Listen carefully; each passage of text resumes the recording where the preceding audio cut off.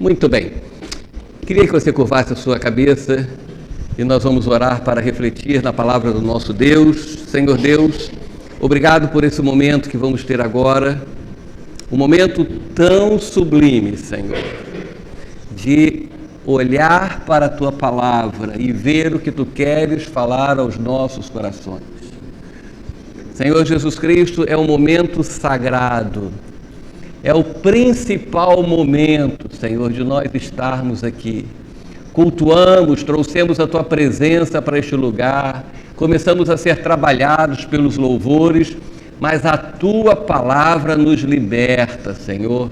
E eu te peço que esta palavra traga libertação para a minha vida, para a vida de cada pessoa que está aqui nesta noite, que possamos mudar o cenário da nossa vida, possamos mudar as circunstâncias que estão desenhando, que estão pintando a nossa vida. Senhor Jesus Cristo, toma-me nas Tuas mãos, cada um dos nossos irmãos, Senhor, esteja aqui agora voltados para Ti. Senhor Jesus Cristo, é o que nós pedimos no Teu nome. Amém e amém. Pela manhã, não tem nada a ver pela manhã, nossa mensagem, mas pela manhã eu coloquei antes, o que fazemos quando Deus nos fala. Você saiu de casa e você veio aqui, e o que você espera da palavra de Deus e como que você reage à palavra de Deus? A maneira da nossa reação, a maneira da nossa resposta ao que Deus nos fala é o que será produzido na nossa vida. Muitas pessoas entram na igreja e se distraem, não prestam atenção, não recebem, rejeitam. E uma das coisas que a gente quer mostrar para você, que a palavra de Deus ela tem duas funções: confrontar a nossa vida. Se a palavra de Deus não tiver confronto, se eu ler um livro inteiro da Bíblia e ela não me confrontou em nada e apenas eu li, ela mostra coisas erradas e coisas que eu tenho que mudar na vida. E também a palavra de Deus nos conforta, nos anima, ela nos levanta.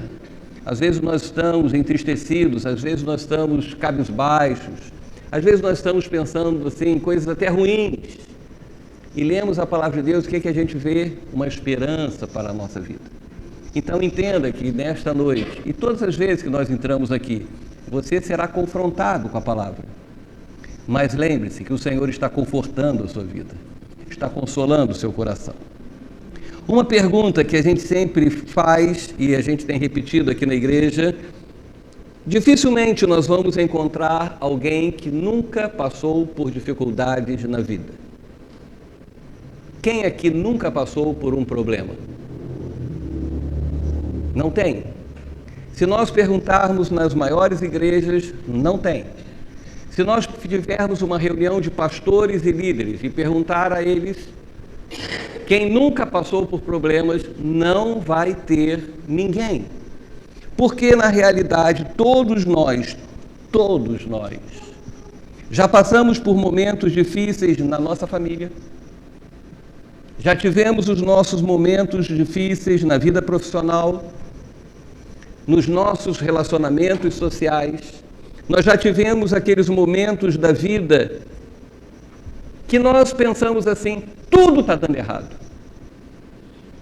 Até se a gente pegar um pedaço de pão para comer, cai com a manteiga para baixo. Não é assim? Parece que tudo está dando errado. Parece que se você sentar numa praça, passa um passarinho em cima e acerta a sua cabeça. E você fica chateado, porque olha ao redor, vê às vezes pessoas bem, mas dentro da sua vida, dentro da sua casa, dos seus relacionamentos, na sua vida financeira, na vida profissional, na saúde, tem certos momentos da vida que parece que tudo está errado, que tudo está ruim, e algo muito certo é que sempre, até os momentos que nós estamos bem, há um limite muito pequeno em nós estarmos maus. Todos nós estamos aqui com saúde. Amém? Podemos estar com dor de cabeça, dor nas costas, dor nas pernas. Já tomamos os nossos coquetéis de remédio aí? Todo mundo tomou os remédios de hoje? Está todo mundo medicado, todo mundo direitinho, amém? Vamos tomar os da noite, amém? Todo mundo. Está todo mundo bem. Mas existem circunstâncias que está todo mundo bem num minuto e no minuto seguinte está tudo errado. As circunstâncias mudam na vida. Às vezes, por um instante, por alguns segundos, muda-se tudo, na vida financeira, na vida familiar, na vida profissional, na vida da saúde, na vida espiritual. E isso daí é muito comum, nós estarmos vivendo bem e, de repente, termos crises na nossa vida. E isso faz com que a gente viva dias de tristeza, dias de agitação. Isso não acontece somente num determinado grupo de pessoas. Acontece no meio de todos nós, em vários momentos. Nós vivemos lutas severas. Lutas severas. Pastor, eu vim à igreja para receber uma palavra de ânimo. Claro, mas eu estou dizendo que as suas lutas são severas. Que você está passando por momentos difíceis. Os momentos de crises, de dores, de tristeza, contrariedades. Quando as coisas são contrárias ao que nós queremos realizar. Você tem projetos, você tem sonhos, você tem ideais, mas as coisas são contrárias. E o que faz com que muitos estejam vivendo bem, apesar de não estar vivendo uma boa vida? Eu brinco com os meus pacientes. E aí, tudo bem? E eles, Pô, lá vem esse cara perguntar se está tudo bem. Estou com soro na veia, estou tomando injeção, estou com dor, na cama de hospital ele está perguntando se está tudo bem. Ele diz, está bem nada, doutor. E eu disse assim, não, calma, você não está bom, mas você está bem. Todos nós aqui temos problemas. Se nós formos dizer que a nossa vida está boa, nós estamos bem. Tanto que nós precisamos melhorar. Amém? Então temos problemas, temos situações difíceis, mas o que faz com que a gente se sinta bem, mesmo a vida não estando tão boa? O que faz com que você se sinta bem, mas tendo problema na família, tendo problema financeiro, tendo problema na saúde, tendo vários tipos de outros problemas que te rodeiam? As lutas, elas são reais, mas o que faz a diferença é a nossa fé. Porque, na realidade, quem crê fielmente em Deus vai ter lutas, vai ter problemas, vai ter dificuldades. Muitas das vezes a vida não vai estar boa, mas porque Cristo está na sua vida, está tudo bem. Amém? Se falarem para mim, você está bom? Poxa, tem que tomar uma opção de remédio, tem que fazer isso, fazer aquilo, eu estou bom? Não. Você está bem, maravilhosamente bem. Porque Cristo está na nossa vida. Aí você diz assim, mas como que eu posso entender isso? É fácil. Pega uma pessoa cristã que crê em Deus verdadeiramente e que está hoje com uma doença praticamente incurável. E ela está feliz, alegre, ela desfruta da vida. Ela está boa? Não. Mas ela, por ter Cristo na sua vida, ela está bem. Está entendido isso? Então pergunta para a pessoa que está ao seu lado, você está bem ou você está boa? Se você me perguntar, eu vou dizer, eu estou bem. Eu estou bem. O Evangelho de Cristo, ele não é enganoso. Eu estou bem porque eu não estou sozinho. Tem uma canção que diz, você não está sozinho na luta para... Não é isso? Nós não estamos sozinhos, então estou bem. Mas o Evangelho de Cristo não é enganoso. O problema é que não se prega um Evangelho que fale a realidade da vida, que diz que às vezes nós não estamos bem e não estamos bons. Que mesmo Cristo na nossa vida, nós às vezes trememos diante das circunstâncias da vida. diante das aflições da vida. O Evangelho de Cristo não é enganoso. O Evangelho de Cristo não é motivador. Você não veio aqui para ouvir uma mensagem motivacional, para dizer que na sua vida está tudo bem, que olha, Jesus está com você, amanhã acorda, trabalha e olha, está tudo errado. Nada, pensamento positivo, vai dar tudo certo, vai dar tudo certo. Também tinha uma canção, veja como que eu conheço música.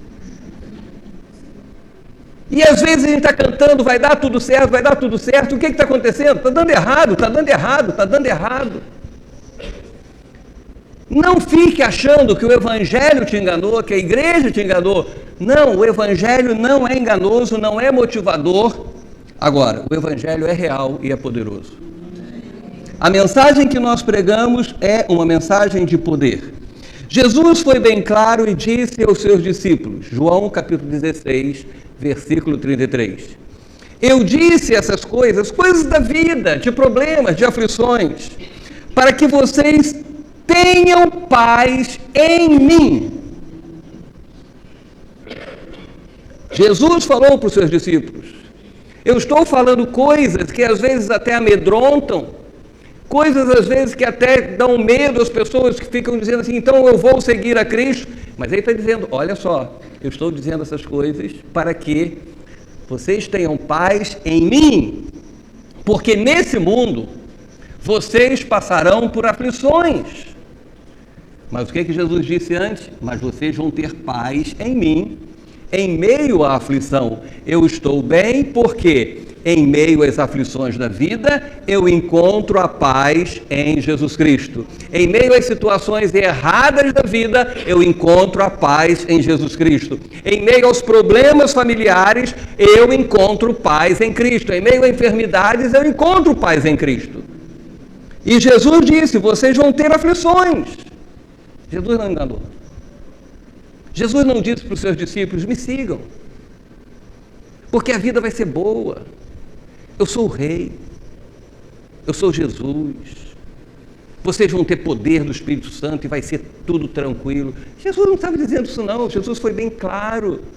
E às vezes nós não ganhamos almas porque nós não falamos quem é o verdadeiro Evangelho de Jesus. Venha para Jesus que a sua vida vai mudar. Sim, vai mudar e às vezes ela vai sofrer mais ainda, mas ela vai ter a paz de Cristo no seu coração. Ela vai desfrutar da vitória de Cristo. Jesus não estava dizendo que os problemas acabariam. Jesus não estava dizendo que quem cresce nele não passaria por lutas, por desânimos, por angústias. Ao contrário, ele estava dizendo, se animem em meio às provações da vida. Se animem. Porque a tendência, quem veio hoje de manhã, dos flautistas, Ministério dos Flautistas do Mal. Essa frase é muito bonita, né? Ministério dos Flautistas do Mal. Eles estão tocando as músicas da nossa morte, da nossa destruição. Eles estão doidos, enlutados para celebrar a nossa destruição, para criar em nós um ambiente de incredulidade, roubar a nossa fé. Não! Jesus está dizendo, se animem, tenham coragem. Sabe por quê? Porque a vitória pertence a Cristo Jesus. E a vitória que pertence a Cristo Jesus pertence à minha vida. Amém? Segundo, isso foram palavras de Jesus. E o apóstolo Paulo também disse, não me envergonho do Evangelho, porque é o poder de Deus. Se o Evangelho é o poder de Deus, poder é para transformar, destruir as obras do diabo, para destruir aqueles que se levantam contra nós, poder para que nós sejamos vitoriosos, para que nós vençamos as angústias, os sofrimentos da vida. É o poder de Deus para a salvação de todo aquele que nele crê, primeiro do judeu, assim do grego, visto que a justiça de Deus se revela no Evangelho, uma justiça que do princípio ao fim é pela fé, como está escrito, o justo viverá por fé. É isso que faz a diferença na nossa vida. Nós não cantamos músicas lindas e alegres. E até de manhã eu estava falando com Juliana, eu falei assim, a gente tem que começar a sair dessas músicas melancólicas. Né? Eu estava falando com Juliana, que a gente está numa safra de música que parece que as pessoas estão cantando, né? Eu estava brincando com ela e falando que aquela música do Imenso Amor, Ousado Amor, caminhando as escalas e subo as montanhas, e parece que as pessoas incorporam uma tristeza. Essa música é para ser cantada, eu subo as escalas, as montanhas e vou subindo, porque nós somos o povo do poder de Deus. E parece que há uma onda de melancolia, e não estou falando aqui de música, mas parece que às vezes as músicas de uma nota só, e fica naquela hora, e parece que é um mantra. Não é verdade? Vocês que são músicos, parece que é um mantra. Parece que a gente vem às vezes para a igreja fazer yoga, e fica naquilo. E eu lembro que às vezes lá no retiro de jovens, tinha jovens que ficavam naquele negócio. Gente, saia disso, você pertence ao evangelho do reino de Deus, o reino do poder, o reino da alegria, você foi liberto. E nós cantamos músicas lentas, mas não melancólicas, porque a melancolia é dos flautistas do mal. A melancolia produz tristeza. Eu disse para Deus, eu falei para vocês também, eu quero mudar. E eu não quero chegar aqui e pregar uma mensagem, o Evangelho é o poder de Deus para a salvação de todo aquele que nele crê. Gente, Jesus não andava pelas ruas, pelas aldeias, anunciando tristeza. Jesus transmitia alegria e gozo. Por isso que ele disse, vocês vão ter aflição, mas tenham ânimo. Vocês vão estar sofrendo, mas quando as pessoas olharem para vocês, não vão ver tristeza, vão ver ânimo. Tenho problemas, situações difíceis, problemas de saúde, limitações, mas amanhã eu vou entrar no meu trabalho. Eu tenho uma funcionária que ela já entra assim, estou com enxaqueca, dói a perna, dói as costas. Aí ela vai para atender as pessoas. Daqui a pouco, cadê? Está lá tomando soro. Tem crente que é assim, tenho fé em Jesus Cristo, mas só vive capengando. A palavra de Deus diz que nossos passos têm que ser altaneiros. Nós temos que andar de cabeça erguida. Estão lutando contra mim. Maior é o que está na minha vida do que está nesse mundo. Eu tenho problemas, tenho dificuldades, mas eu tenho ânimo, eu tenho força, eu tenho alegria, porque a paz de Cristo está dentro de mim. Se eu tiver a paz do mundo, eu cedo aos problemas. Mas a paz de Cristo faz com que eu viva pela fé. Mas isso não é uma mensagem triunfalista, não. Jesus, quando foi levado ao Calvário, Jesus não foi sorridente. Jesus não passou pelas ruas de Jerusalém carregando a cruz e sorrindo. Se naquela época tivesse celular, né? Todo mundo ia tirar uma selfie com Jesus. Você não tiraria? Eu tiraria. Ia chegar atrás da cruz de Cristo, postar nas redes sociais, estou aqui. Aí Jesus, com a cruz ensanguentada, Jesus estava chorando, sofrendo, angustiado. Isso faz parte da vida. Nós estamos estudando Jesus homem, para Jesus entender o que eu e você nós passamos, essas angústias, esses problemas. Os discípulos, quando foram presos e martirizados, eles não eram anestesiados para não sentir dor. Quando eles recebiam as chicotadas, o Espírito Santo anestesiava e eles não sentiam nada. Sentiam as dores mesmo. Imagina ser morto de cabeça para baixo, crucificado de cabeça para baixo. Se a crucificação já é uma morte horrível, imagina de cabeça para baixo. Não, mas Deus estava com eles. Eles estavam sofrendo, mas a paz que estava no coração dele transcendia todo o sofrimento. E isso faz com que haja um grande impacto nas nossas vidas. Por quê? Eu preciso me animar. Repita comigo, eu preciso me animar. Eu não posso ser um crente borocochô. Aquele crente, sabe aquele peixe do mercado de peixe, 4 horas da tarde, desanimado. Como é que tá, meu irmão? Vou levando. Vai levando não. Seja feliz, seja alegre, porque você tem Cristo no seu coração. Pastor, mas está difícil. Está difícil para todo mundo e para nós é mais fácil, porque Cristo está em nós. Nunca disseram isso para você? Já disseram isso para mim. Disseram para mim assim, olha, para você é fácil, porque você tem a igreja, você tem Cristo. E eu disse, por que você não tem Cristo? Mas não é tão fácil. Mas Cristo me reanima, Cristo faz com que eu seja uma pessoa vitoriosa. Amém? Eu queria conversar com você mais do que isso. Deus espera que nós tenhamos algumas atitudes na nossa vida. Tem muito a ver sobre a pregação de domingo passado, a de hoje. Não é uma série, mas tem a ver. Porque domingo passado nós falamos a respeito dos flautistas. Tocam músicas alegres e ninguém dança. Toca música triste e ninguém chora. A geração indiferente, geração dos dias de hoje. Hoje chegaram para mim e falaram assim, pastor, graças a Deus nós temos vamos ter culto de libertação na igreja. Eu sou meio bobão, não falo nada, fico quieto.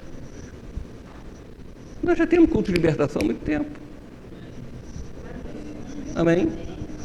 Hoje é um culto de libertação. A palavra penetra na sua vida e liberta. Não precisa ter gente caída para ser libertação, não. A palavra que liberta. Porque quando eu permito que a palavra de Deus entre no meu coração e reine, eu sou liberto. E quando eu recebo uma oração e continuo fazendo as coisas que eu fazia antes, eu não fui liberto. A palavra liberta. As pessoas dizem que eu sou saudosista, mas a gente tem que se referir às pessoas que foram exemplos para as nossas vidas. E uma das coisas muito interessantes é quando alguém se manifestava num culto da Nova Vida de anos passados. Não parava de pregar. O Bispo Roberto continuava pregando do mesmo jeito. Do púlpito ele repreendia. Não tinha show. Não tinha confusão. Às vezes ninguém nem percebia, só as pessoas ao redor. Sabe por quê? Porque quem liberta é a palavra de Deus. Pode fazer corrente, pode fazer as 4 quintas-feiras juninas, pode fazer tudo. Mas se não permitir que a palavra entre, não há libertação. Por que eu falei isso? Porque se tem culto de libertação, vem. Se não tem, não vem. Se não tem, também não vem. Pastor, precisamos ter culto de oração. Temos culto de oração? Não vem. Não vamos ter culto de oração? Também não vem. A geração que é indiferente. Eu olhei por aqui e falei assim, muitos jovens não estão presentes. Muitos jovens estão faltando.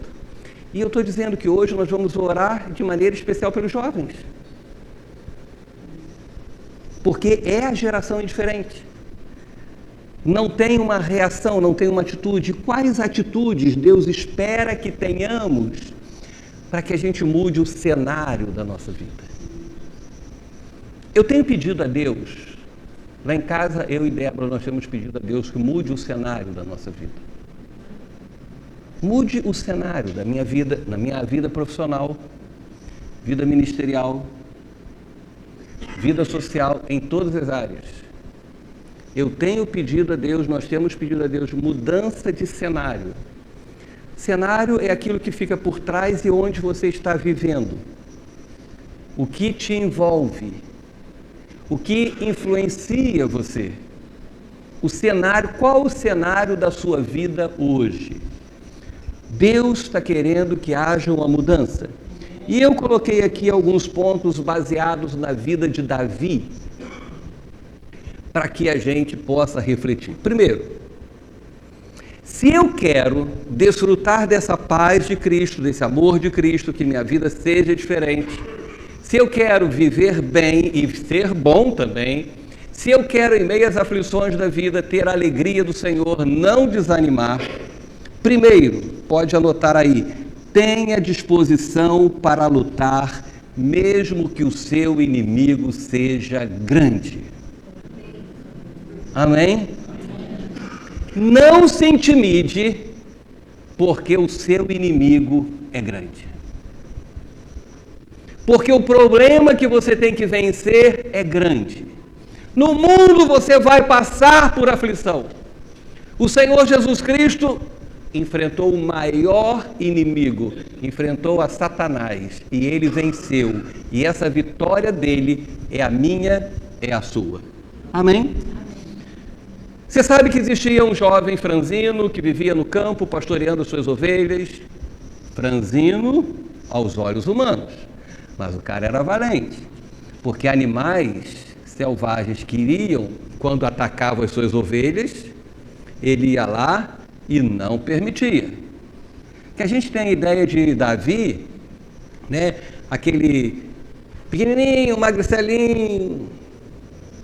Quem gostava de ver a escolinha do professor Raimundo, um que morreu recentemente, que dizia, né? Aquele menininho de joelhinho grande, cabeção grande, fraquinho, magrinho, lá de Maranguape. Então a gente tem a ideia de Davi sendo aquele pequenininho, aquele pastorzinho, fala baixinho, fraquinho, nada. Poxa vida, vinham os animais ferozes, o que ele fazia? Destruía, protegia suas ovelhas. Ele era um pastor de ovelhas. E não pense que pastor de ovelhas é franzino. Entenderam? Entenderam? Hoje disseram, o seu sorriso, como é que é? É a minha marca, né? O meu sorriso.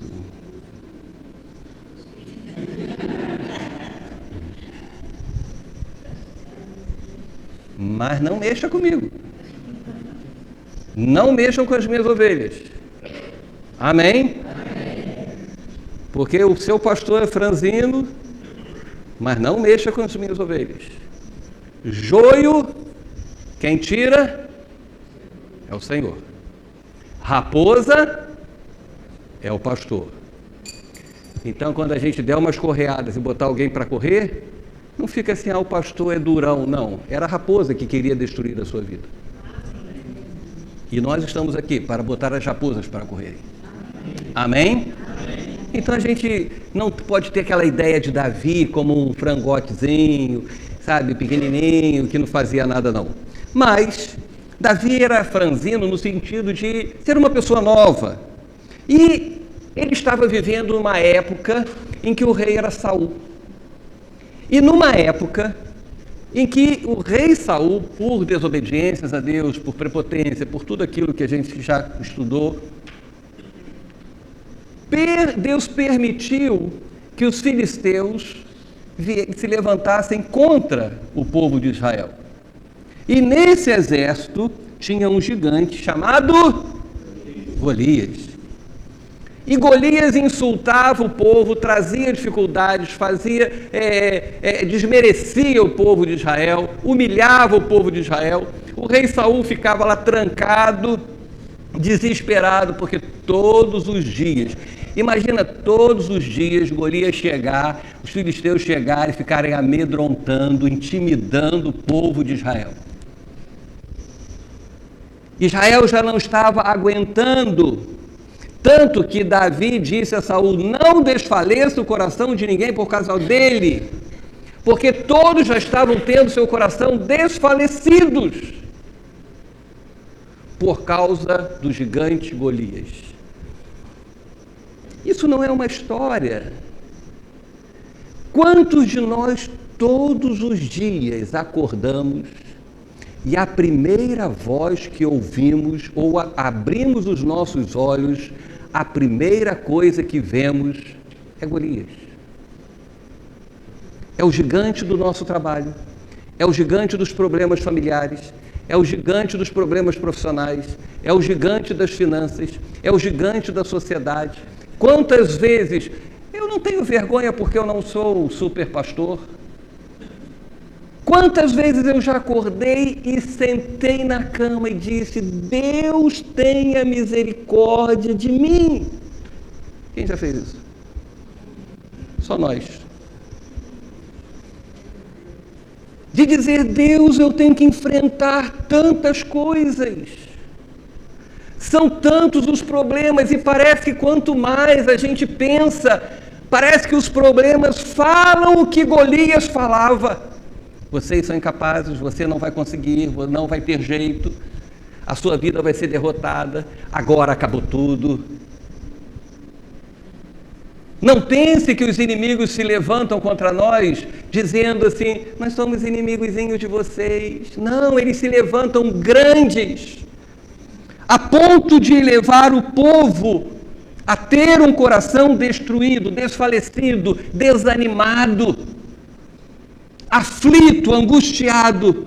E Davi chega para Saul e diz: o teu servo irá pelejar contra o filisteu.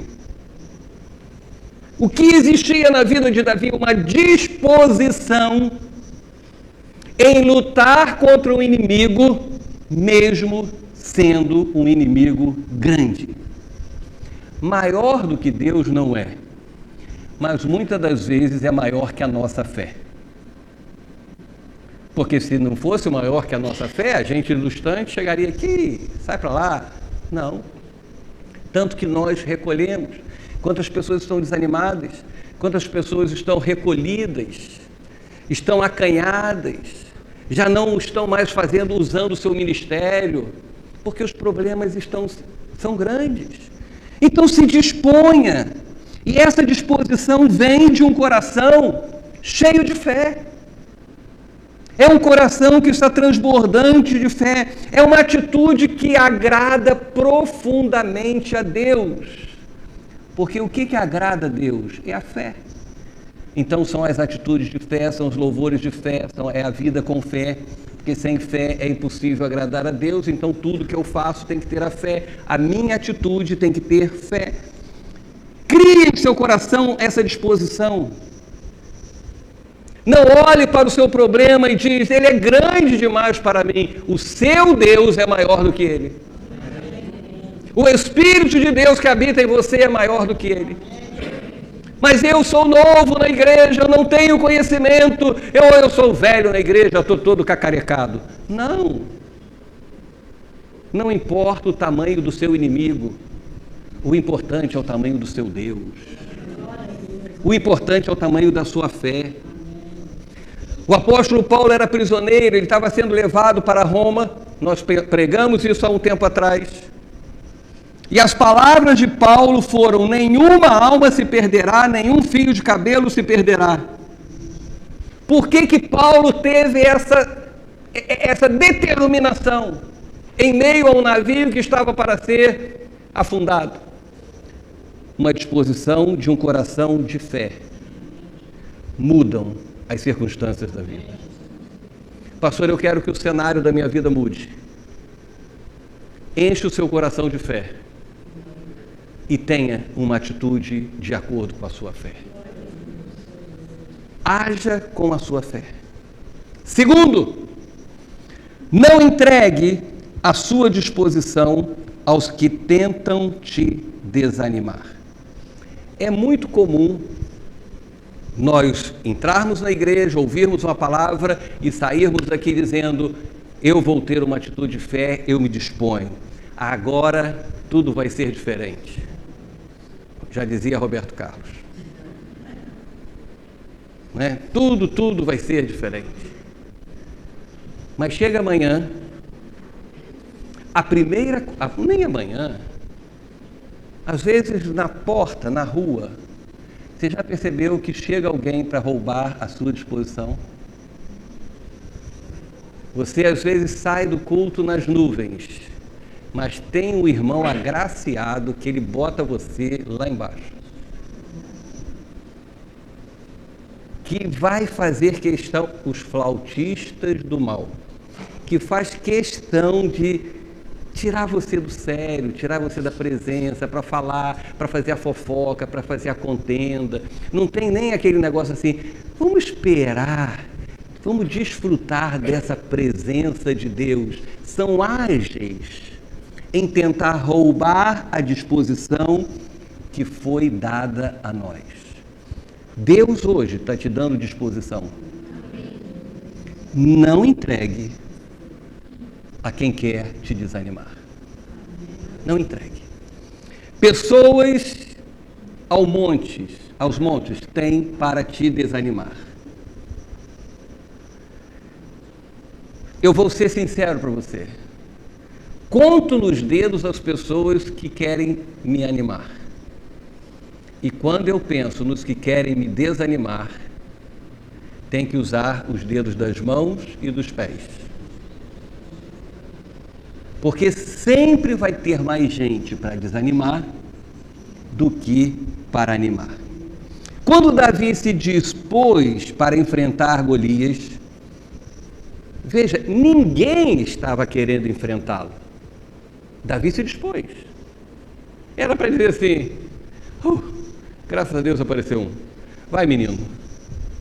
Se você morrer, pelo menos alguém enfrentou. Apareceu Davi, e Davi, ao invés de ser incentivado a lutar, das pessoas se motivarem, puxa vida, graças a Deus, Deus está levantando alguém para lutar contra esse gigante. A primeira coisa foi incentivado a desistir da sua luta. Ele chega e diz, seu servo lutará.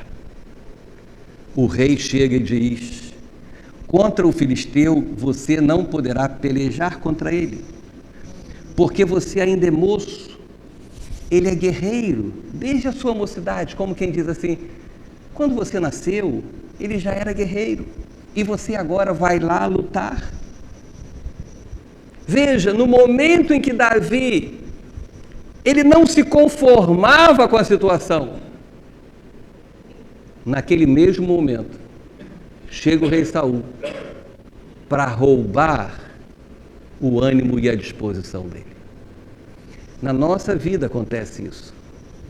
Você se empolga, você se coloca diante de Deus, você determina que a sua família vai mudar, que a sua vida financeira vai mudar, que as coisas vão mudar. E logo aparece alguém, que não é culpa desse alguém, mas um espírito maligno, para dizer, tira isso da cabeça, você não vai conseguir não. Esquece isso. Nós estamos lutando, guerreando com essa expressão novo tempo. E tem gente que diz, novo tempo? Que isso? Eu ouço você falar, ouço o pastor falar, já falou tantas vezes sobre o novo tempo. Sabe o que querem? Roubar o meu ânimo. E nós temos que dizer, para trás. Porque todos os dias da nossa vida tem que ser um novo tempo. Não é questão de 2019, vai ser questão de 2030. Tem que ser um novo tempo. Não permita que roubem a sua disposição de fé. Davi não aceitou o argumento. Davi disse, que negócio é esse? Não vai roubar a minha disposição. E insistiu. E ele chega e diz, não, eu vou tentar. E é essa atitude de confiança que agrada a Deus. Sabe por quê? Porque 100% das pessoas que não vencem são os que nunca tentaram. Se você tentar, se você dispor com a fé em Cristo Jesus, não sou eu que garanto, a palavra te garante que você será vitorioso. Agora você na sua cadeira de conforto, na sua zona de conforto, você sem se dispor a nada, você vai ter que sair do seu lugar, porque olha, Davi, ele estava pastoreando ovelhas ele gostava de fazer isso. Davi não se importava se os seus irmãos estavam sendo escolhidos pelo profeta Samuel. Ele amava fazer isso. Mas naquele momento, ele disse: eu não permito que o povo de Israel seja afrontado. Porque quem afronta o povo de Israel, afronta o meu Deus. Então se disponha na sua fé, ainda que seu inimigo seja grande demais. Segundo, não permita que roubem o seu ânimo. E tem ladrões dentro das igrejas que roubam os ânimos das pessoas, que roubam a alegria das pessoas em servirem a Deus. Ladrões que roubam o ânimo e a disposição. Terceiro, não confie em suas habilidades ou nas suas capacidades humanas. Nós estamos mudando o cenário da nossa vida. Não confie nas suas habilidades. Não confie nas suas capacidades humanas. Tenha confiança plena em Deus. Eu não venço porque eu sou capaz. Eu venço porque o Espírito de Deus habita em mim. Tem gente que quando vence, né? Tá vendo? Eu sou poderoso. Não. A gente continua dizendo, nós não somos nada. Até porque o apóstolo Paulo ensina que a gente deve diminuir e Cristo crescer. A igreja está crescendo, pessoas estão sendo libertas, estão sendo transformadas. Mas o pastor... Não, o pastor aqui às vezes atrapalha. É a misericórdia do nosso Deus. A única coisa que eu tenho que fazer é ter confiança plena no meu Deus. Acabou.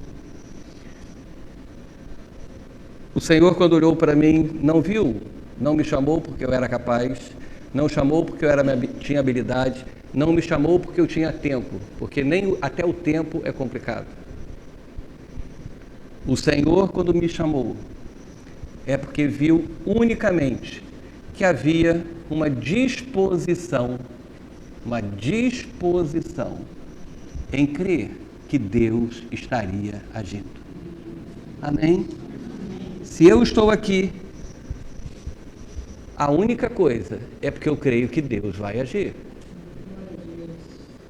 Porque seria muito mais tranquilo para a minha vida, seria muito mais calmo para eu viver, se eu não estivesse aqui como pastor.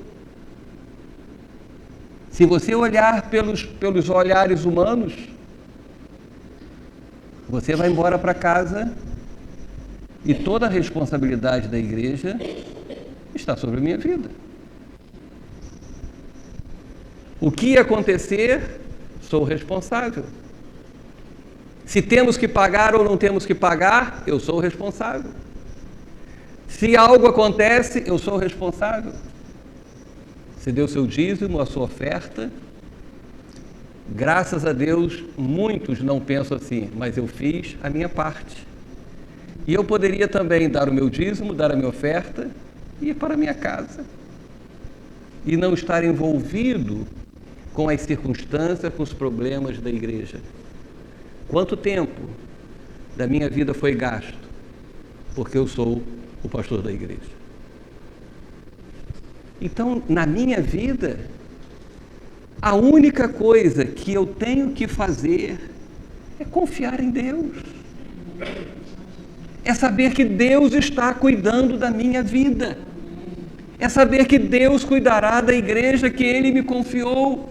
É que Deus será o Deus provedor. Ou eu confio nisso ou não confio. Então, deixe as suas habilidades de lado. A fé que Davi tinha sustentou as suas convicções, sustentou a sua força, sustentou o desejo de tentar resolver aquela situação difícil que o povo estava passando. Aí Davi falou assim, disse mais Davi, porque tinham tentado desanimá-lo. O Senhor me livrou das garras do leão e das do urso. quando ele estava lá tomando conta das ovelhas dele. Ele me livrará das mãos deste filisteu. Então está dizendo, olha, o Senhor me livrou antes, o Senhor me livrará agora. Se o Senhor já me deu vitória quando eu era jovem, o Senhor me dará vitória agora. Porque o Senhor sempre estará comigo. E disse mais, então disse Saul a Davi, vai-te. Então o Senhor seja com você. E era a única coisa que Davi pensava, era isso mesmo, o Senhor seja comigo. Quando você estiver diante dos negócios da sua vida, confie que o Senhor está com você. Quando estiver diante das situações adversas, o Senhor está contigo. Quando estiver com os problemas lá na sua família, financeiro, de saúde, o Senhor está contigo. Ele disse, eu nunca vou te desamparar, estarei convosco todos os dias da tua vida. Davi cria que não estava sozinho. E nós temos que crer que não estamos sozinhos. Às vezes, pessoas podem nos deixar sozinhos. Mas Cristo nunca nos deixa sozinhos. Nós podemos ser abandonados por familiares, por amigos, por irmãos, por pessoas. Podemos ser. Você já não foi abandonado alguma vez por algum amigo, por alguma situação? Você, com certeza. Você já passou por uma traição, uma frustração, uma desilusão. E naquele momento foi terrível para a sua vida. E você lembrou, eu não estou sozinho. Eu tenho Cristo. Eu tenho Cristo. Cristo está na minha vida. Davi cria, não é por causa da minha habilidade. Não é por causa da minha força, não é por causa da minha capacidade, não é nem porque eu matei ursos e leões. É porque quando o urso surgiu, Deus estava comigo. Quando o leão surgiu, Deus estava comigo. Quando os inimigos do campo surgiram, Deus estava comigo. E quando Golias surge, Deus está comigo. Deus sempre estará conosco. Então, não permita que você confie na habilidade pessoal. Eu sou capaz. Não sou capaz. Deus me deu habilidades? Sim. Mas essas habilidades sozinhas não resolvem a minha vida. É a presença de Deus dentro de mim. Quarto ponto. Já está acabando. Não perca o seu foco. Nós temos o problema, e volto a dizer, por isso que é importante você estar nas reuniões. Os flautistas querem roubar o foco. Lembra quando nós falamos hoje que quando Jesus entrou na casa daquela menina que tinha morrido, Jesus chegou e disse, ela não está morta. E o que as pessoas fizeram? Os flautistas do mal riram, ridicularizaram, ficaram perturbados, ficaram assim, atentos ao que Jesus iria fazer. Na vida, os flautistas do mal vão querer que a gente perca o foco. Às vezes as pessoas dizem assim, pastor é muito tranquilão, tem um problema, vai começar o culto, ele não esquenta a cabeça. Eu não esquento a cabeça porque eu não quero perder o foco. Eu prefiro, às vezes, que um som esteja ruim ou alguma coisa esteja ruim, mas o foco não seja perdido. Porque tudo nesse mundo quer me distrair. Quando eu falo distrair, quer que eu perca o foco. Sabe por que acontecem problemas na nossa família? Para que a gente perca o foco. Sabe por que acontecem problemas financeiros? Para que a gente perca o foco. Sabe por que vem enfermidades? Para que a gente perca o foco. Não perca o foco da sua vida. Esteja com seus olhos voltados unicamente para o Senhor. Mantenha naquilo que é necessário. Tem pessoas enterrando seus ministérios, seus chamados, seus sonhos, seus projetos, suas conquistas, porque perderam o foco da sua vida.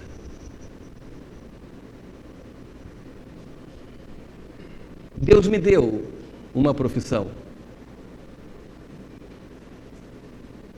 Mas uma das coisas que talvez eu fui até exagerado,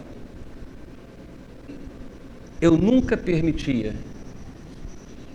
que os meus estudos ou a minha profissão prevalecesse sobre a minha vida para com Deus. Veja que eu falei, talvez eu tenha sido exagerado. Talvez tenha deixado de fazer coisas da faculdade, de cursos, porque estava comprometido com Deus. E talvez até mesmo fiz coisas que Deus não tinha pedido para eu fazer. Mas uma das coisas que nós precisamos é manter o foco. Recentemente, eu fui a um congresso e nesse congresso, todo congresso era em inglês. Tem inglês básico, nesse voltei a estudar, entendo muitas coisas, outras não se entendem, principalmente quando as pessoas falam muito rápido, quando as pessoas têm suas expressões pessoais, seu jeito próprio de ser. E de repente eu fiquei muito tenso, porque o congresso tinha 7.000 e tantas pessoas, então era uma coisa assim mais, vamos dizer assim, diluída. Só que na segunda, terça e quarta ficaríamos apenas 12 médicos, de manhã, de tarde e de noite, cara a cara, e tudo em inglês. A única coisa que eu tinha que fazer, não perder o foco. Porque se eu perdesse uma linha, danava tudo. E como me cansei de ficar vendo slides, ouvindo, vendo slides, ouvindo, vendo slides, ouvindo. Alguém queria conversar comigo, comentar alguma coisa em português, eu falava, não, em português não pode, porque senão a gente perde o foco. E era de manhã, de tarde, de noite, de manhã, de tarde, de noite. Não perca o foco da sua vida. Eu não trabalhei sábado e domingo no hospital, mas digo para você que os pacientes mais graves, eu continuei pensando em decisões que eu tenho que tomar amanhã, porque eu não posso perder o foco da minha profissão. Durante a igreja, não pense que é só chegar aqui domingo de noite e pregar. Eu não posso perder o foco da igreja. Eu não posso perder o foco da minha missão. Porque senão eu enterro o meu ministério. Eu passo a ser um pastor qualquer, um servo inútil, que Deus deu habilidades, que Deus esteve presente, mas que de nada aproveitou. A maior razão dos fracassos dos projetos da vida é a perda do foco. Não são as contingências, não são os problemas que surgem. É a falta de recurso. Não é isto. A maior causa de fracasso de projetos, a maior falta de sucesso em todas as áreas, por exemplo, na vida conjugal. O sucesso de uma vida conjugal está em manter o foco da vida conjugal. E existem pessoas que são multifocais. E com essa de ser multifocal, perde-se o foco da sua vida. Davi, diante de Golias, todos estavam preocupados com ele. Arrumaram lá uma armadura provisória para que ele estivesse protegido, porque eles entendiam que Davi não tinha condições para vencer Golias. Coisas desnecessárias. Davi disse, eu não posso perder o meu foco, porque eu vim aqui para enfrentar Golias em nome do Senhor. Não vim para me vestir de armadura, pegar as lanças, pegar as armas, porque o meu foco é vencê-lo no nome do Senhor. Não perca o foco da sua vida. Entenda uma coisa, você nunca será chamado e bem-sucedido na vida espiritual, ou qualquer área, se você vive à toa sem foco na sua vida. Deus não chama pessoas à toa. Crentes que vivem à toa na vida, vendo a banda passar. Os flautistas da praça, indiferentes. Davi focou na luta. Davi cingiu a espada sobre a armadura, experimentou andar, mas jamais tinha usado. Então disse Davi a Saul: eu não posso andar com isso porque eu nunca usei. E Davi tirou aquilo de sobre si. Tire as coisas que estão roubando o foco da sua vida. Se livra de situações que estão desfocando, que você já não consegue mais fazer o que Deus está querendo. Eu tenho que identificar e tirar da minha vida o que é desnecessário.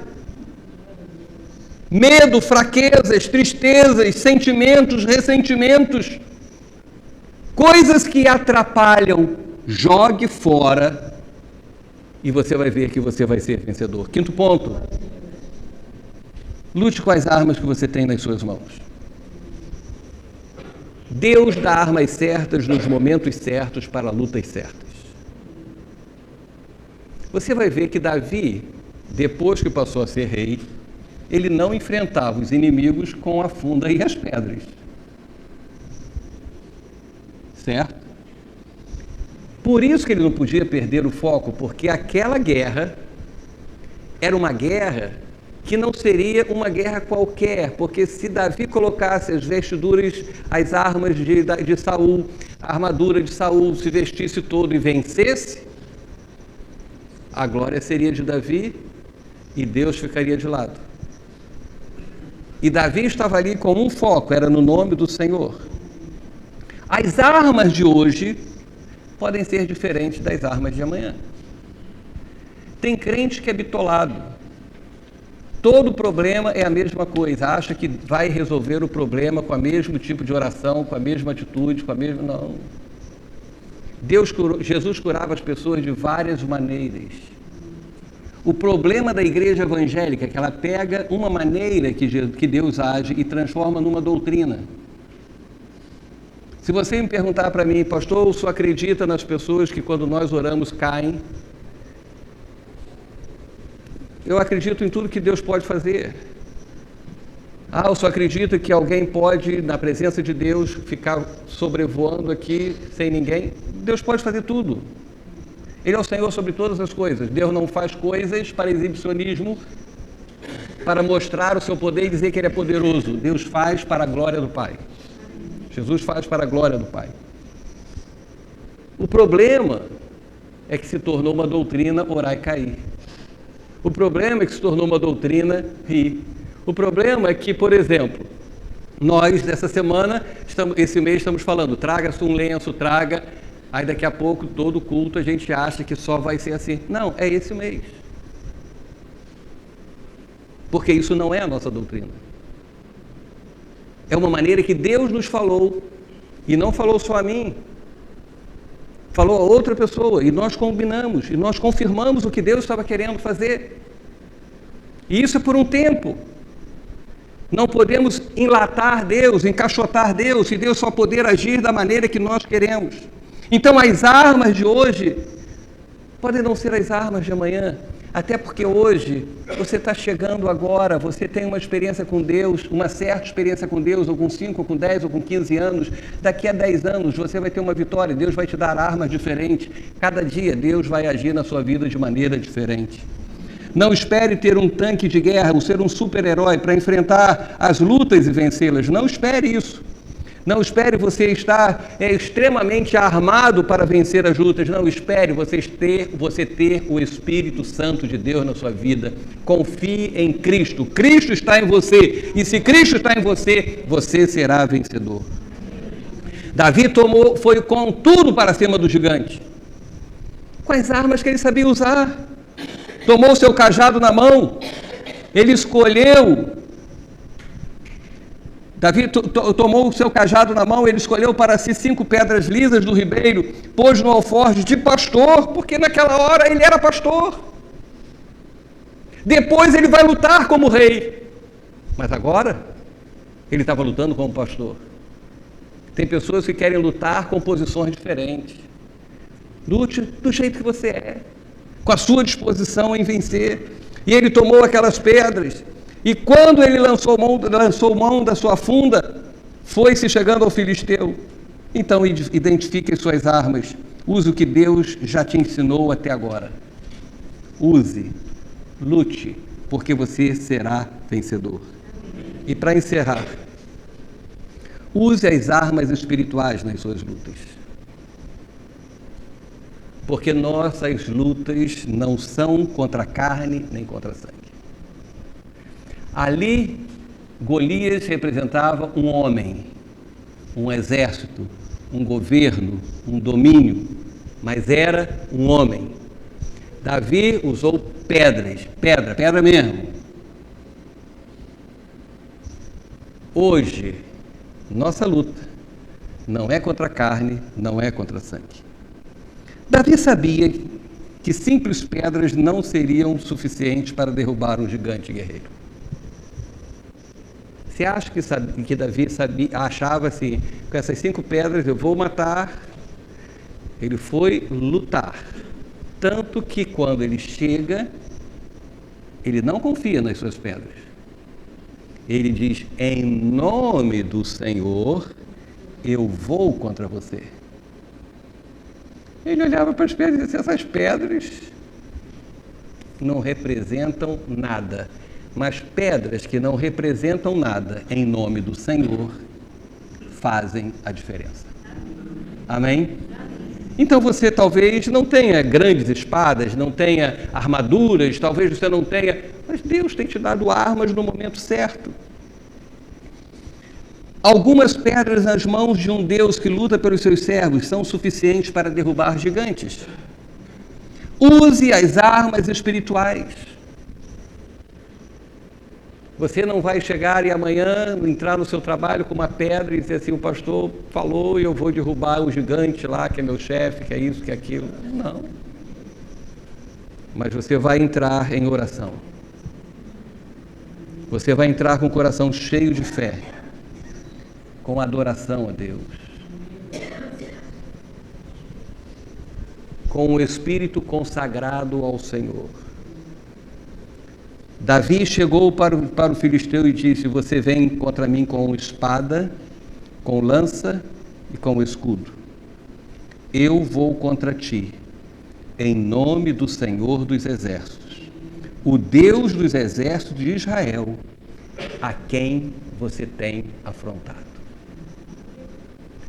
Se levante em nome do Senhor Deus, que o mundo tem afrontado. Os inimigos de Deus são nossos inimigos. E quando somos filhos de Deus, os nossos inimigos são inimigos de Deus. Aqueles que se levantam contra a sua vida estão na mira de Deus. E sabe o que a Bíblia diz? Terrível coisa é cair nas mãos do Senhor. Às vezes as pessoas ficam assim, fulano caiu nas mãos do diabo. Pior é cair nas mãos do Senhor. Quando as pessoas riem, zombam, são contra a minha vida, eu não preciso temer. Porque se eles são meus inimigos, são inimigos de Deus. Se a pessoa ser inimigo de Deus, o que você não pode permitir é que o seu coração se esvazie de fé, porque senão o cenário da sua vida nunca vai mudar. Sabe aquelas peças, né? Dizem que existem certos teatros nos Estados Unidos e na Europa que tem peças teatrais de anos, que o cenário é o mesmo. Mudam-se os artistas, mas o cenário é o mesmo.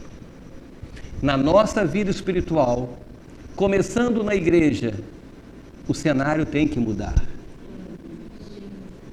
O cenário da hipocrisia, da contenda, da discussão, o cenário do comodismo, o cenário dos medos, do domínio das aflições sobre a vida das pessoas, das incertezas, da incredulidade. Isso tem que mudar. Na sua família, na minha, o cenário tem que mudar. Nós somos filhos de Deus, servimos a Deus. Não estou aqui brigando com Deus, exigindo de Deus, não. Eu só estou dizendo para você, porque Deus está em mim. Ainda que tudo vá mal, eu tenho que ir bem. Amém? O cenário da nossa vida também depende de como você pinta. Porque quando Saul olhou o gigante, o cenário para Saul era o quê? Destruição. Quando Davi olha o gigante, Davi pinta um cenário de vitória. Saul pintou um cenário de destruição. Vamos ser entregues na mão dos filisteus, vão acabar com tudo. Davi chegou e disse assim, o cenário muda, é cenário de vitória.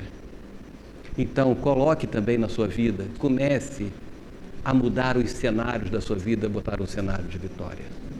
Amém? Senhor Jesus Cristo, obrigado por esta noite. Obrigado pela tua presença no nosso meio. Obrigado por tu estás conosco, porque tu estás conosco, Senhor. Coisas simples que ouvimos, mas coisas práticas para a nossa vida no dia a dia. Senhor Jesus Cristo, que aquele que foi roubado na sua alegria, no seu ânimo, seja restaurado nessa noite. Aquele, Senhor Jesus, que está vivendo em tribulações, seja liberto nessa noite. Aqueles que estão vivendo dias de angústia e que o cenário é só cinza, destruição, humilhação, Senhor Jesus Cristo, que a partir de hoje esse cenário seja removido e comece um cenário de vitória, de vida contigo. Senhor Jesus, que cada um de nós que está aqui, Senhor Jesus, estejamos firmados em Ti, sabendo que Tu estás conosco. Os inimigos podem ser grandes, mas Tu és maior. Tu és maior. Senhor, e os inimigos têm se levantado contra a gente, são gigantes. São amedrontadores, Senhor. Senhor, são inimigos que zombam da gente, que caçoam da gente, que muitas das vezes trazem angústia aos nossos corações. Senhor Jesus Cristo, mas o maior é quem está em nós. Tu estás em nós, Senhor. Senhor Jesus, e neste momento, Senhor, nós nos levantamos contra os Golias desta vida, contra os gigantes desta vida, que estão determinando o cenário da nossa vida. Os destruímos pelo poder do Teu nome. Assim como Davi enfrentou Golias, no nome do Senhor, nós nos levantamos e avançamos contra os nossos inimigos em o nome do Senhor. E eles cairão, Senhor. E Tu farás um cenário de vida novo para nós. A nossa vida não será vivida por um cenário determinado pelo mundo ou pelas circunstâncias, mas determinado pela nossa fé. E nós cremos que será diferente, Senhor. Obrigado, Jesus, por esta noite. Que isto seja aplicado na nossa vida familiar, vida conjugal, que seja aplicado na nossa igreja, na nossa vida profissional, em todas as áreas, para que o Teu nome seja glorificado. Amém, Jesus.